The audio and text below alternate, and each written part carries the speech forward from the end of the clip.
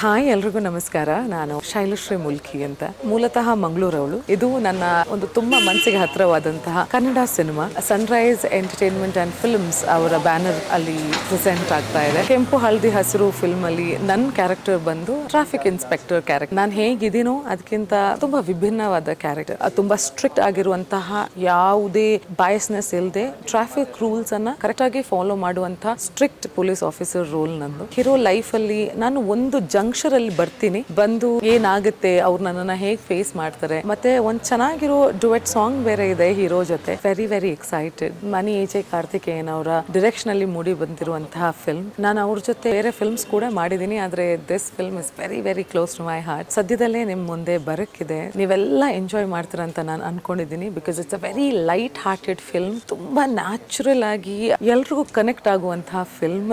ಎಲ್ಲೂ ಬೋರ್ ಆಗದಾಗೆ, ಚಿಕ್ಕದಾಗಿ ಚೊಕ್ಕದಾಗಿ, ತುಂಬಾ ಪ್ರಿಸೈಸ್ ಆಗಿ ಚೆನ್ನಾಗಿ ಮೂಡ್ ಬಂದಿದೆ ಮೂವಿ. ಎಲ್ಲರೂ ನೋಡಿ ಸಪೋರ್ಟ್ ಮಾಡಬೇಕು ಅಂತ ನಾನು ಕೇಳ್ಕೊಳ್ತಾ ಇದ್ದೀನಿ. Thank you.